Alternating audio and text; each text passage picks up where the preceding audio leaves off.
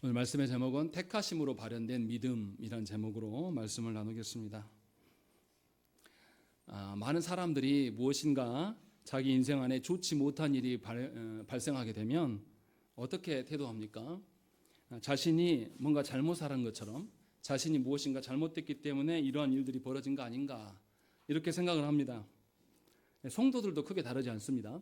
성도들의 경우에도 뭔가 잘못된 일이 벌어지면 자신이 잘못해서 이런 것인가, 자신이 잘못해서 하나님께서 벌 주시는 것인가, 이런 식으로 생각을 한다는 것이죠. 그래서 우리가 우리의 인생을 판단할 때 우리는 우리의 경험과 우리 자신의 상황 판단을 근거로 인하여서 우리 인생을 해석하려고 합니다. 이것이 사람의 본성이에요.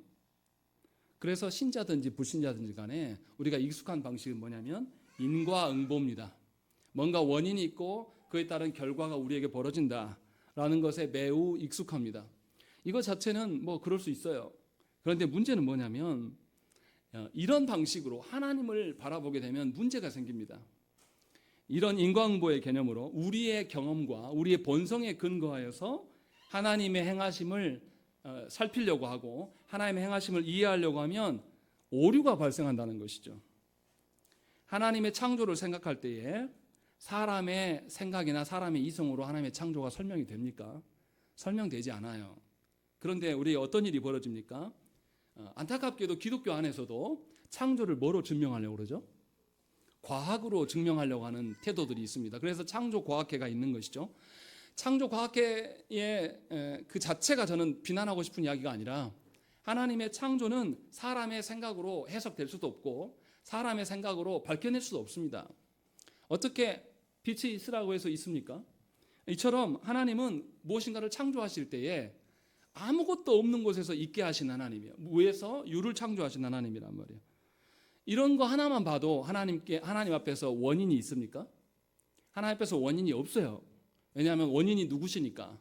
하나님이시기 때문에 원인이 없단 말이에요. 다시 말하면 하나님 행하신 일에 대해서 우리가 알고 있는 인과응보식으로 설명이 되냐 이 말이죠. 그렇지 않다라는 거죠. 그런데 예수 믿는 우리들조차도 우리가 하나님의 일을 해석할 때에 하나님의 행하심을 볼 때에 뭔가 일이 잘못되면 내가 잘못했기 때문에 하나님이 벌 주시는 건가, 이런 논점으로 설명하려고 하는 거예요. 그런데 하나님의 행하시는 일에 대해서 우리는 설명할 수 없습니다. 하나님이 무엇 때문에 이렇게 하셨는가 우리에게 계시하여 주실 때만 알 수가 있는 거예요. 그러니까 우리의 경험과 우리가 살아온 일반적인 방식으로 하나님을 대할 수가 없어요. 이것이 우리가 알고 있는 한계입니다. 우리의 오류예요. 그래서 하나님께는 어떠한 것도 원인이 되지 않습니다. 하나님 자체가 원인이시고 이유이셔요. 그래서 하나님의 행하신 일에 대해서 볼 때에 우리의 경험이나 저와 여러분들의 연륜이나 우리의 본성으로 무엇인가를 이해한다거나 주장하게 되면 문제가 생기기 시작합니다. 그것은 하나님이 아니라 우리가 만들어낸 하나님이 될 수밖에 없다는 것이죠. 예를 들어서 한번 생각을 해보십시다. 하나님께서 우리에게 베푸신 구원, 하나님의 선택도 사람이 구원받을 만해서 구원받는 것입니까? 아니에요. 하나님이 구원하시기로 택하셨기 때문에 우리가 구원받은 거예요. 전적으로 우리는 부패했어요. 우리가 아무리 하나님 앞에서 선한 것을 말한다고 할지라도 그것이 하나님 앞에 선일 수가 없습니다. 우리가 아무리 의로운 것을 말한다고 할지라도 의로운 것을 추구한다고 해서 하나님 앞에서 의로운 기준일 수가 없다는 것입니다. 그래서 우리 타락한 인간은 하나님 앞에서 어떠한 선과 의로움과 아름다움을 제시해도 하나님 앞에는 선하고 의롭고 아름다운 것일 수가 없습니다. 그러함에도 불구하고 역사 가운데 개혁교회 안에서 알미니안들은 구원을 어떻게 봤냐면 사람의 선택으로 봤습니다. 하나님의 택하심이 아니라 사람의 선택으로 봤어요. 우리가 지난주에 말씀드렸지 않습니까? 예수께서 하신 일이 뭐라고요? 알미니안들의 주장이에요. 정통 개혁교회가 말하는 게 아니라 아르미니안 주장들은 뭐냐면 예수께서 사람이 선택할 수 있을 만한 어떤 조건만을 수립해서 주신 것이고 나머지는 사람의 선택에 달려있다. 이것이 알미니안들의 생각이에요. 그래서 사람의 선택이 훨씬 더 중요합니다. 사람이 결단하는 것, 사람이 무엇인가 행하는 것, 이런 방식으로 보게 되는 거예요. 이렇게 되면 뭐가 문제가 생기냐면 하나님이 주권자가 아니신 거죠. 누가 주권자가 됩니까? 사람이 주권자가 되는 겁니다. 구원의 모든 결정권을 누가 주게 되는 거죠? 자기 자신이 주게 되는 것이고, 하나님은 그저 뭐 하는 사람이 되냐, 뭐 하는 분이 되냐면, 하나님은 미리 앞날을 내다보시고 누가 믿음을 갖게 될 것인지 갖지 않을 것인지만 알고 미리 아시고 택한 하나님으로만 전락하게 되는 거죠. 그래서 이 알미니안들은 뭘 주장했냐면, 예지된 믿음, 또 사람의 순종에 의한 믿음을 강조했습니다. 사람의 거룩함을 강조했어요. 왜냐하면 사람이 거룩해야지 하나님이 그를 선택한 것이다, 이런 식으로 논리를 핀 거죠. 그래서 우리가 예지된 믿음이 뭔지를 먼저 생각을 해봐야 됩니다. 예지는 미리 안다는 뜻이에요. 미리 알고 미리 하나님 아셔서 선택한, 그래서 그 사람의 믿음을 앞으로 될 일을 미리 아시고 하나님이 선택한 것이다, 이렇게 이들은 주장한 겁니다. 이 알미니안들을 다르게 말할 때는 뭐냐면 학론파라고 이야기합니다. 정통 개혁교회 안에서 하나님에 대한 생각들을 부정하고 저항했기 때문에 학론파라고 이야기하는데, 이 사람들은 하나님의 선택을 사람의 능력이나 자질과 성향으로 봤어요. 하나님이 그 사람에 대해서 미리 아시고 그것을 하나님께서 그런 사람만 선택하신 것이다, 이렇게 말한 것이죠. 그래서 하나님께서 누군가를 택하신 것은 그 사람의 능력이나 열정이나 노력을 미리 보시고 그 근거로 구원이라는 결과를 내신 것뿐이다, 이렇게 주장을 한 겁니다. 이것은 우리가 많이 익숙한 거 아닙니까? 조국교 안에 있는 많은 성도들도 신앙생활 해나갈 때 어떻게 해요? 제가 가장 많이 들었던 이야기는, 신앙생활 하면서 열정 이야기를 엄청 많이 들었습니다. 우리가 가진 열정으로 우리의 구원에 보탬이 됩니까? 열정 있게 신앙생활 해라, 열심으로 해라, 어떤 이야기를 우리 수많이 많이 들었는데, 하나님께서 베푸신 구원이라는 것은 우리 수준의 어떠한 것이 아니에요. 순전히 하나님의 성품에 근거한 행하심이에요. 그런데도 우리들은 다 뭐냐면 사람의 어떠함에 모든 것을 집중합니다. 그래서 사람의 어떠함으로 모든 것을 이뤄낼 수 있다고 생각을 하는 것이죠. 그러나 분명하게 하나님께서는 하나님 자신의 이유 때문에, 하나님 자신의 성품 때문에 우리를 택하신 거예요. 그래서 하나님의 어떠함이 우리한테 반영된 것이지, 우리의 어떠함이 하나님께 반영돼서 하나님 우리를 구원하신 것이 절대 아니라는 것입니다. 만약에 이 학론파들이 주장한 대로 사람이 거룩했기 때문에, 사람이 그럴 만해서 구원받았다고 하면 하나 생각을 해봐야 돼요. 어느 정도 수준이어야 될까요? 그들이 주장이 맞다라면, 사람이 믿어서 구원받는다라고 하면 어느 정도 믿어야 되고 어느 정도 거룩해야지 구원받습니까? 이거 누구한테 물어봐야 되겠습니까? 구원은 누가 하시니까? 그러면 또 하나님께 물어봐야 돼요. 도대체 어느 정도 해야지 구원받는 건가? 학론파들이, 알미니안들이 말하는 것처럼 구원을 사람의 어떠함이라고 본다면 어느 정도의 것인가를 물어볼 때는 하나님께 물어야 된단 말이에요. 이것을 아는 사람이 있습니까? 어떤 사람은 이렇게 말할 거예요. 어떤 사람은 나 공예배 안 빠져, 나 그 정도로 성도의 역할을 다 한 거야, 이렇게 말하는 분들도 있을 것이고, 어떤 분은 나는 새벽 기도까지 다 한다, 뭐 이렇게 말하는 분이 있고, 이게 누가 맞습니까? 모른다라는 거예요. 우리는 예를 들어서 이런 거예요. 제가 오늘 예배로 나오는데 오다가 보니까 교통사고 났어요. 지금 이 사람에 대해서 수습을 안 하면 문제가 생길 것 같아요. 그러면 이 사람 남아서 수습하고 정리하다가 예배를 못 왔어요. 그러면 예배 빠진 거잖아요. 그럼 구원 못 받습니까? 이 기준을 도대체 누구한테 찾느냐 이 말이죠. 그럴 수 없다라는 거예요. 그 거룩함의 기준, 믿음의 정도도 다 하나님께서 정하시는 것이고 하나님이 주권하에 있는 것이기 때문에 말이 되지 않아요. 그런데 이상한 것은 뭐냐면, 너무나 많은 그리스도인들이, 너무나 많은 성도들이 신앙생활을 해나갈 때에 뭐로 신앙을 판단하고 싶어 하냐면 사람의 어떠함으로 판단하려고 하는 태도로 갔습니다. 자신의 연륜이나 자신의 경험에 근거하여서 신앙생활을 해나가는 분들이 참으로 많아요. 그 결과가 얼마나 심각합니까? 몇 가지 예를 들어드리겠습니다. 사람의 어떤 헌신함이나 열정으로 믿음을 말한다고 하면 그 열정이 있고 헌신이 있을 때 그것으로 인하여서 무슨 일이 벌어집니까? 늘 그 사람이 더 거룩해지고 하나님 앞에 더 겸손해집니까? 아니요. 어느 정도 사람이 뭔가를 이뤄놓기 시작하면 타락하기 시작합니다. 교만해지기 시작하는 거예요. 우리가 알고 있는 유명한 목사님들, 말년에 이렇게 변질되신 분들이 꽤 많거든요. 제가 그분들 비판하려고 말하는 게 아니라 그분들의 초창기 하나님 부르셨을 때 태도는 정말 누구도 따라갈 수 없을 정도의 헌신과 열정을 보이신 분들이 참 많아요. 그런데 마지막에 변질되고 교만해지는 그런 상황들이 많이 연출이 됩니다. 왜 그렇습니까? 우리가 받은 구원과 하나님 앞에서의 삶이 우리의 어떠함으로 보기 때문에 그렇다는 거예요. 근데 결코 그럴 수 없다는 것이죠. 또 반대로 우리가 그리스도인들 어떤 태도로 갔습니까? 뭔가 하나님 앞에서 열심히 했어요. 전에도 말씀드렸지만 제가 고등부 담당할 때 그 아이의 어머니가 교회 안에 집사님이었는데 그렇게 열심히 새벽 기도부터 와가지고 또 저희 그때 교회에 노숙자 예배가 있었는데 노숙자 밥하고 다 해드리고 또 계속해서 교사로 섬기고 또 주일 예배 드리고 이렇게.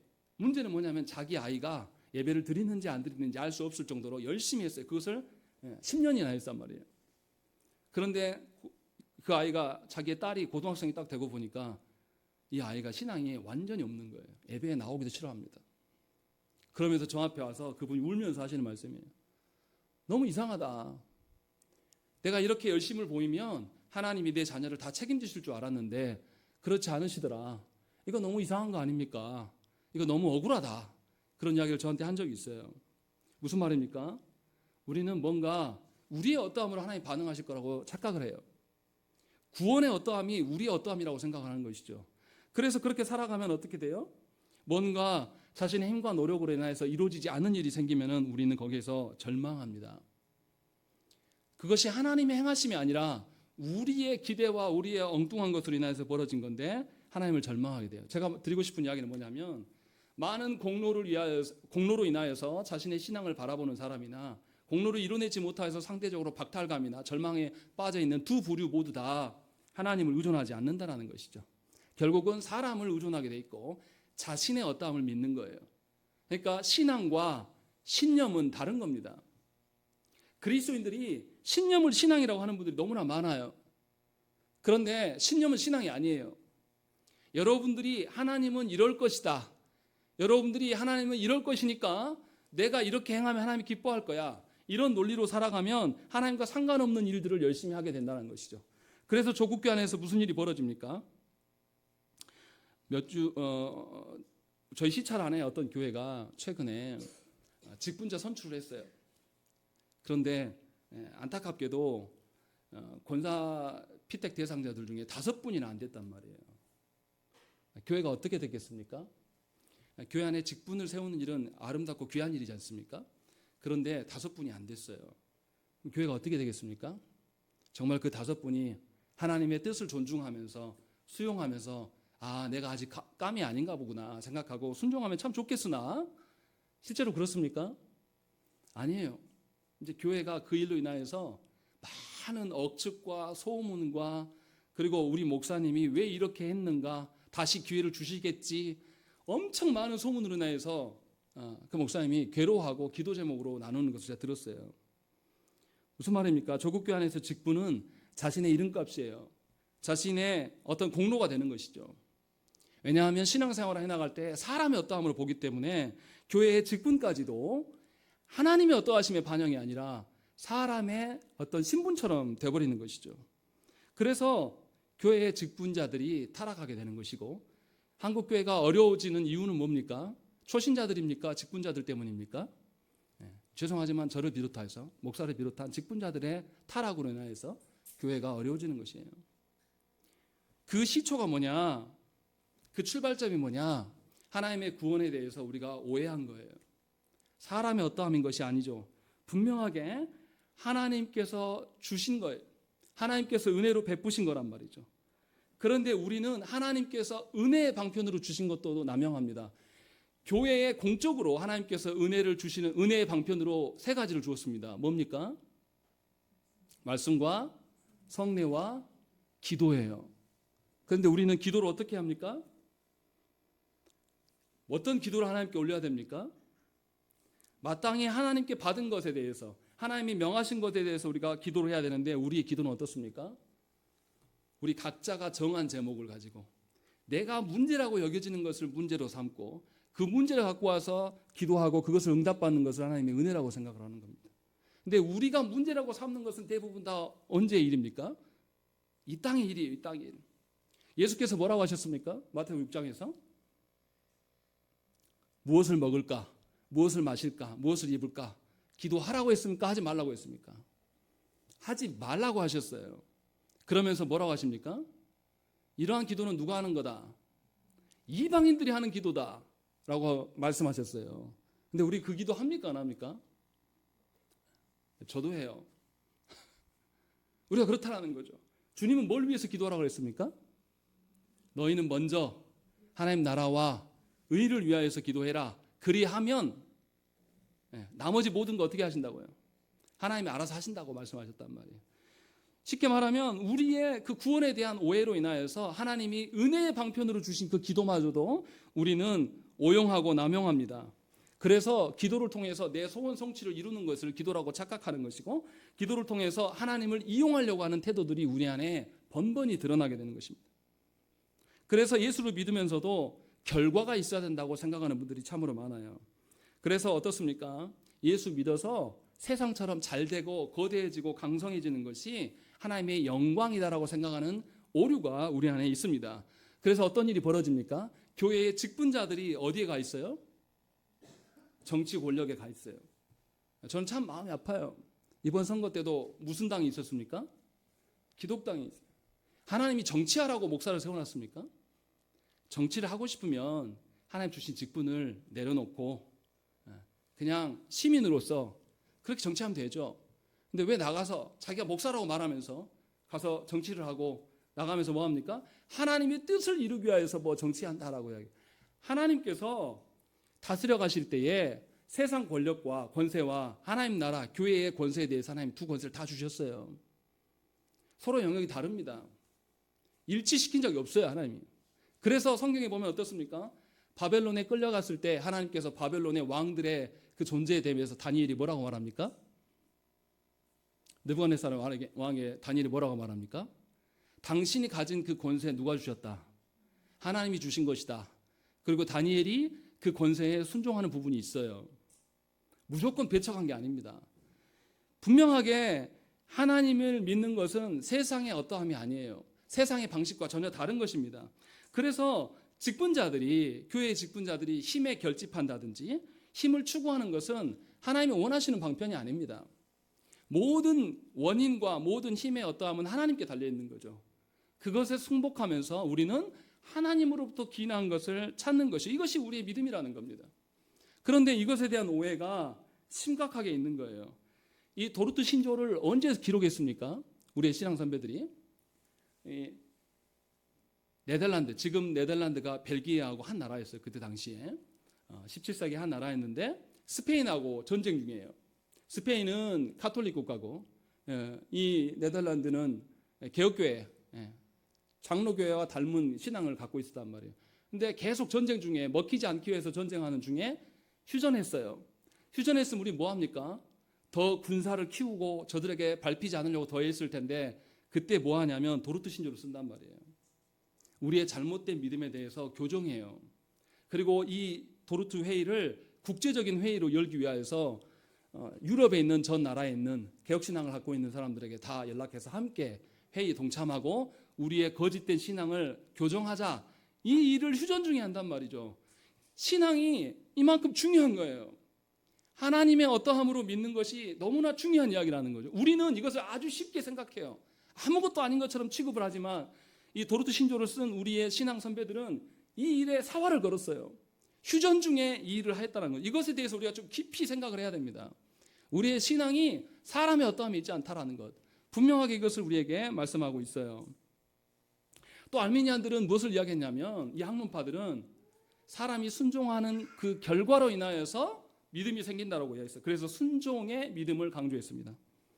그런데 로마서 1장 4절과 5절 말씀 보시면 뭐라고 되어 있냐면, 성결의 영으로는 죽은 자들 가운데서 부활하사 능력으로 하나님의 아들로 선포되셨으니 곧 우리 주 예수 그리스도시니라. 그로 말미암아 우리가 은혜와 사도의 직분을 받아 그의 이름을 위하여 모든 이방인 중에서 믿어 순종하게 하나니라고 되어 있습니다. 예수 그리스도로 말미암아서 예수 그리스도를 우리에게 깨닫게 하시는 분이 바로 성결의 영 성령님이신데, 성령께서 우리 가운데 역사하셨기 때문에 바울인 내가 사도의 직분을 받은 것이고, 하나님의 역사가 있었기 때문에 내가 믿어서 순종하는 삶을 살아가고 있다라고 분명하게 고백하고 있는 거예요. 예수 그리스도와 성령님의 행하심이 있기 때문에 내가 사도 되었고 내가 복음을 증거하는 것이다 하는 거죠. 내가 열심히 있어서 내가 거룩했기 때문에 하나님이 나에게 반응한 것이 아니라 하나님이 택하심이 있고 그것이 말씀과 성령으로 나에게 역사하실 때에 내가 그 결과로서 사도로 살아가는 것이다 라고 고백하고 있는 거예요. 분명하게 믿음이 먼저입니까? 하나님의 선택이 먼저입니까? 하나님의 선택이 우선한 거죠. 하나님의 주권적인 역사가 우선하고 그 결과로 우리 안에 믿음이 생겨난 것이죠. 그러니까 우리가 잘 알아들어야 돼요.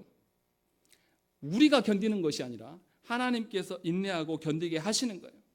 어떤 방식이냐면 말씀을 주시고 말씀을 통하여서 하나님이 누구이신 자를 알게 하고 그 하나님이 우리를 얼마나 사랑하시고 우리를 얼마나 주권적으로 돌보시는가, 이것을 다 알려주는 것입니다.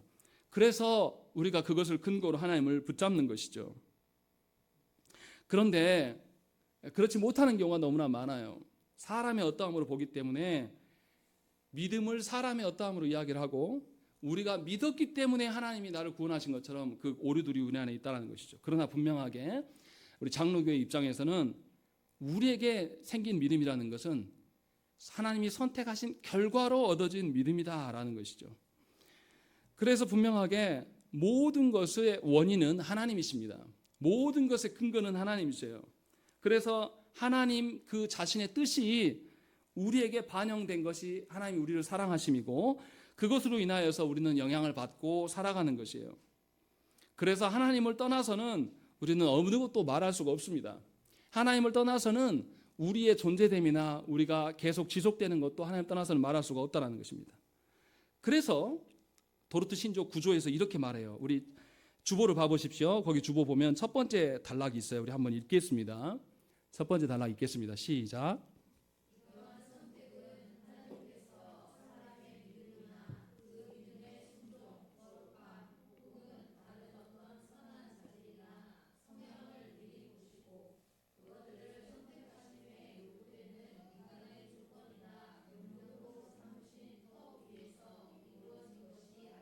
예, 분명하게 사람의 어떤 자질이나 성향 또 인간의 조건이나 명분 이런 거 아니라고 부정부터 먼저 합니다. 그리고 나서 뭐라고 합니까? 오히려 믿음과 믿음의 순종, 거룩함 등에 이르게 하시려고 우리를 택하신 것이다 라고 말하고 있는 겁니다. 그러니까 믿음의 순서를 우리가 잘 봐야 돼요. 믿음은 하나님의 선택하신 결과로 드러난 것이지 우리 안에서 저절로 생겨난 것이 아니에요. 하나님의 선택이 원인이고 내 믿음이 결과로 주어진 것입니다. 그래서 분명하게 하나님께서 우리를 거룩하고 흠이 없게 하시려고 우리를 부르신 겁니다.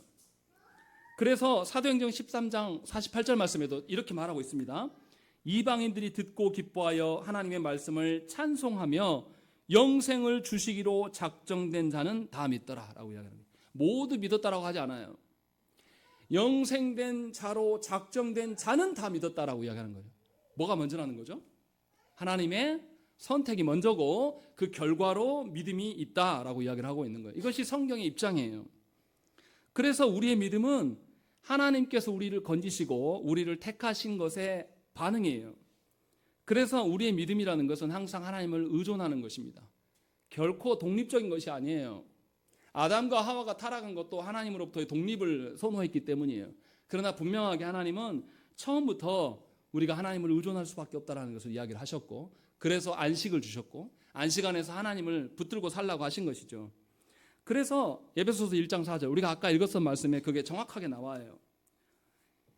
곧 창세전에 그리스도 안에서 우리를 택하사 우리로 사랑 안에서 그의 앞에 거룩하고 흠이 없게 하시려고 부르신 거다라고 이야기하는 거죠. 하나님이 우리를 계획하신 대로 선택한 것, 시간 안에서 선택하시고 역사하신 것이 우리의 믿음으로 드러나는 것이고 믿음은 그 믿음으로 끝나는 것이 아니라 믿음 이후에 하나님 앞에서 흠이 없고 거룩해져 가는 그 결과가 드러나는 것이에요. 그러니까 우리 안에 하나님의 선택이 있는 것이 우리의 믿음에 그것으로 확인할 수가 있는 것이고, 우리의 믿음이라는 것은 당연히 성화가 따르게 돼 있다라는 것을 분명하게 우리에게 알려준 것입니다. 그러니까 우리가 잘 알아들어야 돼요. 우리가 흔히 듣는 찬양 있잖아요. 복음송. 당신은 뭐 하기 위해서 태어난 사람? 사랑받기 위해 태어난 사람. 이거 맞습니까? 틀립니까? 지금 제가 이제 설교를 엉터리로 한 것 같아요. 이 말이 맞습니까? 틀립니까? 사랑받기 위해서 태어났습니까? 우리는 사랑하셔서 태어난 자들이에요. 여러분 착각하지 마세요. 하나님이 여러분들 사랑하셨기 때문에 존재하는 것이고, 사랑하셨기 때문에 우리가 지금 지속되어져 가는 거예요. 그래서 다르게 불러야 돼요. 당신은 사랑받아서 태어난 존재다라고 이렇게 말해야 된다는 것이죠. 이것을 적용하면 뭡니까? 여러분들 왜 신앙생활 합니까? 왜 교회 중심으로 삽니까? 여러분들 무엇 때문에 감사합니까? 하나님의 구원과 선택 때문에 감사한 거예요. 내 자녀가 시험에 합격해서 감사한 게 아니라, 내가 직장에서 연봉이 올라가서 감사한 것이 아니라, 내 질병이 해결되어서 감사한 것이 아니라, 우리 모두는 동일한 감사가 있어요. 하나님의 택하심이에요. 그것보다 더 큰 감사는 없습니다. 그것을 전제로 지금 살라고 지금 말하고 있는 거예요. 그래서 하나님의 선택을 존중하는 사람이라면 나의 안에 뭐가 드러나야 돼요? 거룩이, 하나님 말씀하시는 성화가 드러나게 돼 있다라는 것을 우리에게 말씀하고 있는 것이죠. 그래서 믿는 자들에게는 반드시 거룩해져 가고 흠이 없어져 가는 일들이 점진적으로 있게 돼요. 예수 믿는 그 순간에 갑작스럽게 모든 것이 개벽하는 것이 아니라, 우리가 하나님의 영광과 하나님의 거룩을 추구하는 일들이 나도 모르게 내 안에 하나님이 말씀하시는 아름다움과 하나님 말씀하시는 진리와 하나님 말씀하시는 의로움을 쫓아가는 것이 생겨나는 거예요. 그리고 말씀을 읽어보니 세상이 말하는 아름다움과 의와 거룩함이 하나님이 말씀하시는 아름다움과 의와 거룩함과 다른 거라는 것을 깨닫게 돼요. 이것이 우리 안에 들어지는 것이죠. 그래서 성도는 반드시 구원의 은혜로 말미암아서 하나님께서 선택하신 그 결과물이 있는지 살펴야 됩니다. 내가 예수 믿었기 때문에 끝나버린 것이 아니에요. 하나님이 나를 선택하신 결과로 드러난 것이 내가 믿은 것이고, 믿은 것 위에 내가 이 믿음이 진짜인지 아닌지를 살피려면 성경에서 말씀하는 믿는 자들에게 하나님께서 거룩하게 하고 흠이 없게 하시는 그러한 거룩이 내 안에 유효하게 있는지 살피라는 거죠. 그러니까 성도들은 계속 뭐 해야 됩니까? 하나님의 선택하시고 하나님께서 우리를 위하여서 선택하시기 위하여서 당신의 아드님을 희생하신 그 결과로서의 거룩이 우리 안에 있는지 점검하라는 거예요. 그러니까 여러분들의 신앙과 믿음은 여러분들의 행위나 여러분들의 열심이나 여러분들의 게으름으로 평가하는 것이 아니라, 하나님께서 나에게 선택하시고 베푸신 그 은혜에 대한 발현이 나에게 있는가, 이것을 살피는 거라는 거죠. 그러면 구원은 누구에게 달려있는 겁니까? 하나님께 달려있는 거예요. 내가 어떤 존재예요? 우리 살아가면서 실수합니까? 실수 안 합니까? 실수하고 실패하고 넘어져요. 그런데도 그런 나를 누구보다 더 잘하십니까? 하나님은 나보다 나를 더 잘하셔서 영혼 속에서 그런 나를 계획하셨어요. 내 실수할 것들 미리 아시고 내 인생을 계획하셨단 말이에요. 그러면 신자가 뭐 해야 됩니까? 자신의 실수한 것, 인생에서 한번 크게 실수한 것을 붙잡고 평생 그것을 붙들고 하면서 울면서 살아야 됩니까? 아니면 내가 비록 그럴지라도 나를 하나님이 택하셨어요. 형편없는 나를 택하셔서 내가 믿게 됐고, 놀랍게도 내 안에 작지만 하나님을 향한 거룩의 흔적들이 조금씩 드러나고 있단 말이에요. 그럼 소망이라는 거예요. 그러니까 참된 그리스도인들의 자유라는 것은 하나님으로부터 인한 자유인 거예요. 우리의 행함이나 우리의 어떠함의 자유가 아니란 말이에요. 그것으로 들이밀기 시작하면 하나님 앞에 설 자가 아무도 없어요. 누가 거룩합니까? 여러분들, 저 돌아가신 오카노 목사님 제가 굉장히 존경하는데 오카노 목사님 다 잘하신 겁니까? 이상하지 않습니까? 오카노 목사님이 그렇게 목회 잘하셨는데 그 다음에 누가 나타나요? 지금 존경이 됩니까? 안 돼요. 또 그 교회 안에서 누가 나타납니까? 아니, 예배당 사랑의 교회 예배당 어떻게 했어요? 예배당 자리가 아니라 지하로 어디를 파고 들어갔습니까? 공공의 연역으로 파고 들어가가지고 예배당 만들어놨어요. 법으로 이거 다시 복구하라고 했습니까? 안 했습니까? 했어요. 교회가 합니까? 안 합니까? 안 하겠다는 거예요. 아니, 오카노 목사님 그리 잘했으면 교회가 그러면 안 되잖아요. 처음부터 그런 공사하면 안 되지 않습니까? 제가 무슨 말을 하려고 하는 겁니까? 사람의 어떠함으로는 완전한 자가 아무도 없어요. 아무리 훌륭하게 목회하신, 아무리 성도들 간에 거룩하고 성화된, 완전한 성화된 것처럼 보여지는 사람도 사실 하나님 앞에 완전한 자가 없다는 것입니다. 이것이 절망이 아니라 이것이 소망이라고 제가 말씀드리는 거예요. 우리는 그렇게 하나님의 택하심 속에서 이곳에 있는 거예요. 여러분들의 인생이 그렇게 존재하는 것입니다. 그것을 도르트 신조에서 우리에게 말씀하고 있는 거예요. 이게 절망이 아니고 이상한 것이 아니고 우리에게 낯선 것이 아니라 너무나 당연한 것이고 익숙한 것이다 라고 말하고 있는 거예요. 그러면 성경에서는 뭐라고 말합니까? 성경에서 재밌는 구절이 나타나요. 창세기 6장 9절 말씀에 이것이 노아의 족본이라. 노아는 의인이요 당대의 완전한 자다. 그는 하나님과 동행하였다. 이렇게 기록하고 있습니다. 한번 찾아볼까요? 저만 읽으니까 별로 관심이 없으신 것 같은데 창세기 6장 9절 말씀 읽겠습니다.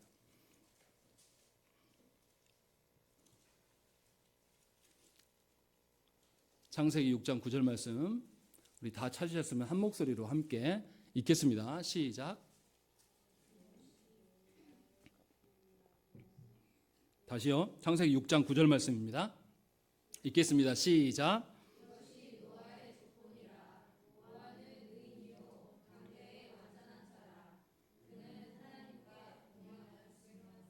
예, 이상하지 않습니까? 뭐가 이상하십니까? 제 설교의 맥락하고 한번 맞춰서 한번 보세요. 예, 완전한 자래요.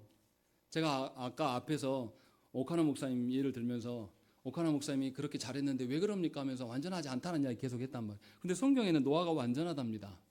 이거 무슨 의미입니까? 무엇을 말하고 있습니까? 그 앞에 보세요. 그 8절 6장 8절 말씀 읽겠습니다. 시작. 예, 노아가 은혜를 입었대요. 뭔 은혜를 입었는지 잘 몰라요. 우리 8절 7절 말씀도 읽겠습니다. 시작.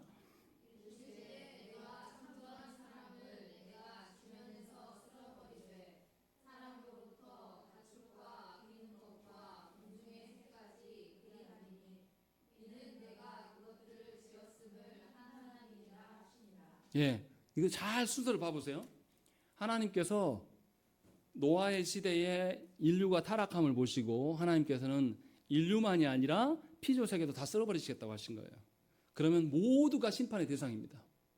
그러나 누가 은혜를 입었다고요? 노아가 은혜를 입었고 9절에는 뭐라고 하는 것입니까? 노아는 의인이고 당대의 완전한 자다라고 이야기하고 있어요. 순서를 잘 보십시오. 뭐가 먼저입니까?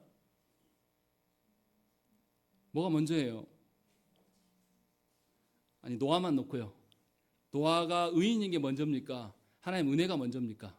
네, 하나님의 은혜에 입어 주셨기 때문에 그가 완전한 자라고 말하고 있는 거예요. 성경에서 완전하다란 온전하다라고 하는 표현들은 우리가 말하는 퍼펙트, 무결점을 말하는 것이 아니에요. 성경에서 완전하다고 말하는 것은 언약적인 측면을 말하는 것이에요. 언약적으로 하나님께서 그를 택하셨기 때문에 완전하다고 말하는 겁니다. 그 사람의 무결점이고 무흠하다라고 말하는 것이 절대 아니에요. 그래서 뭐라고 붙어 있냐면 노아는 의인이요 당대의 완전한 자라. 그는 누구와 함께 동행했다. 하나님과 함께 동행하였다라고 하면서 언약적인 측면의 완전함을 말하고 있는 거죠. 그러니까 우리가 성경을 보면서 노아를 닮아야 되겠다. 노아가 참으로 의로운 사람이다. 노아 봐라. 하나님이 약속을 하셨는데 수십 년간 그 미친 소리 들으면서 방주를 지었다 하면서 성경 인물 중심적으로 이렇게 해석해서는 곤란해요. 노아가 이렇게 된 것에 대한 원인은 어디에 있습니까? 하나님께 있다라고 성경은 분명하게 말씀하고 있는 것입니다. 이것을 보라는 거예요. 노아도 원래는 무슨 대상이었습니까?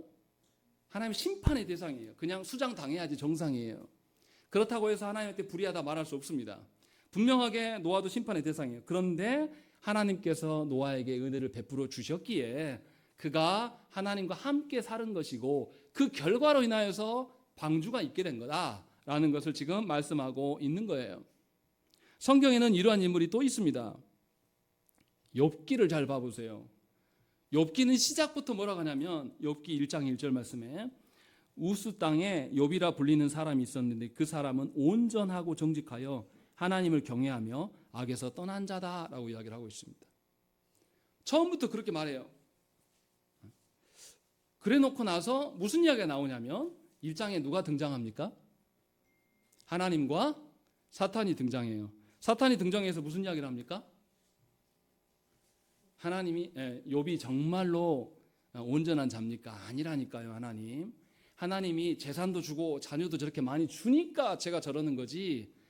한번 제 걷어보세요. 저거 다 하나님 주신 거 싹 걷어보세요. 어떻게 한가 봅시다 라고 이야기를 해요. 그래서 하나님이 어떻게 하십니까? 사탄에게 허락해요. 네 손에 맡길게. 대신 뭐 하지 말라고요? 생명에 건드리지 말고 해 라고 이야기해요.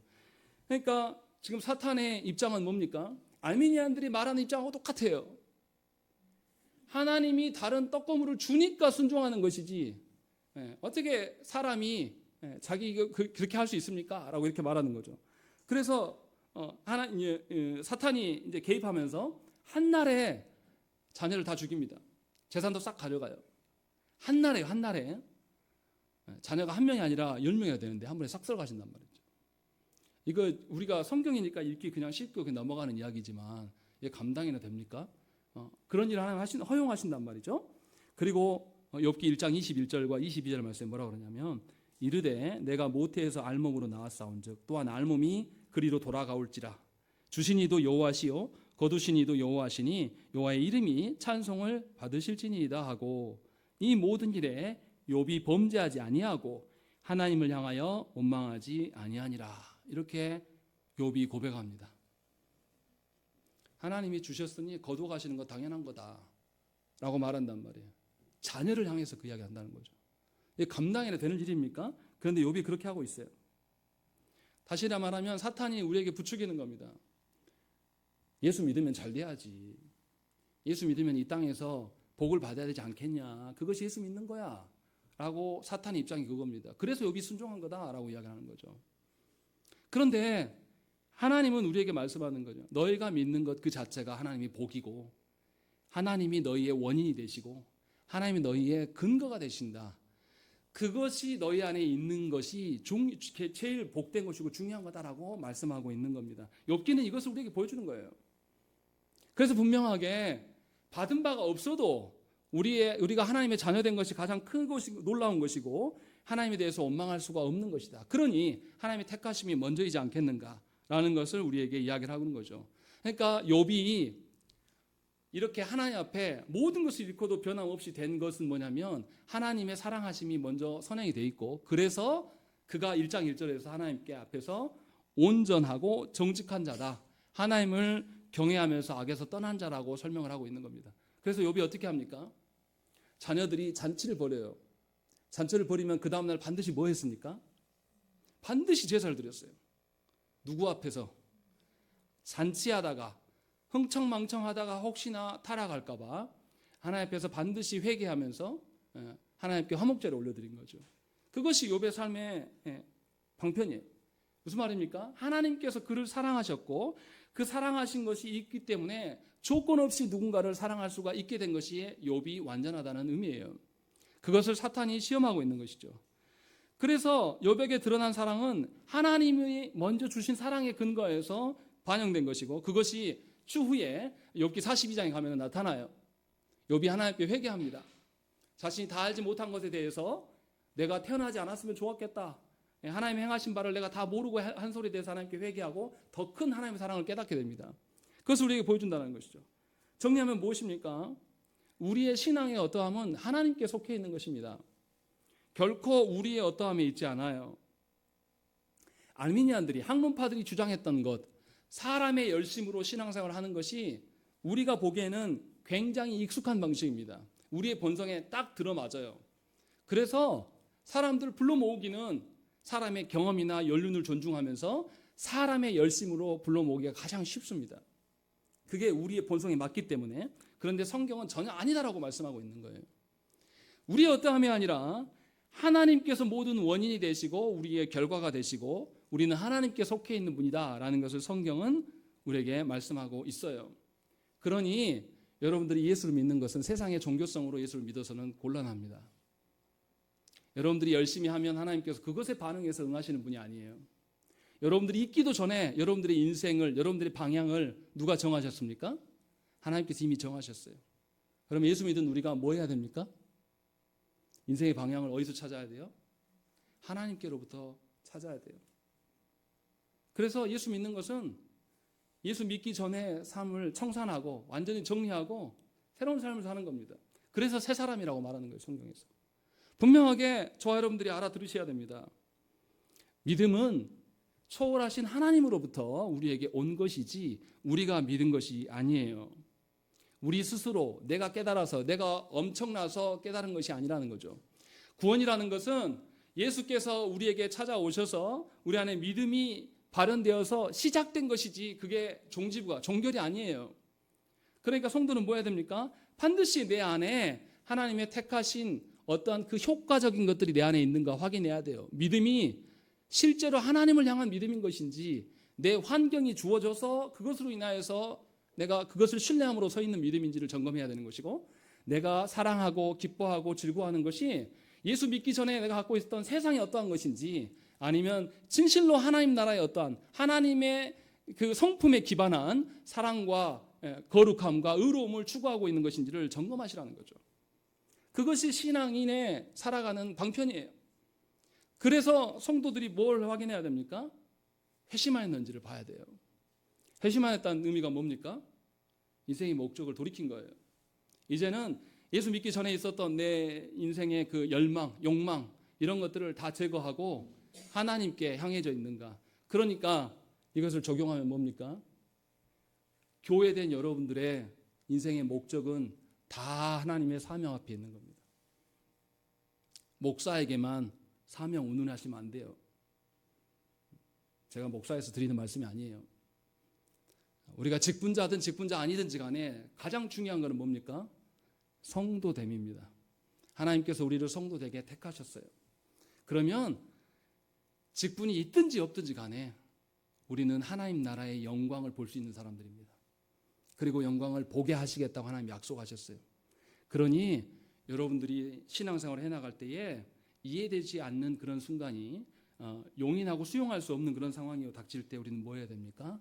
하나님께 엎드려야 돼요. 하나님께 물어야 되는 것입니다. 내 상황에 극복하려고 묻는 것이 아니라 이해되지 않는 순간에도 하나님만을 붙들 수 있기를 구하셔야 한다는 것이죠. 이것이 신앙이고 이것이 우리 안에 발현된 참된 믿음입니다. 바라기는 여러분들이 진실로 하나님의 택하신 그 결과와 흔적들이 늘 여러분 안에서 확인되어지고 그 확인됨으로 즐거워하면서 기쁜 나날들 되시기를 간절히 축원합니다. 우리 함께 기도하겠습니다.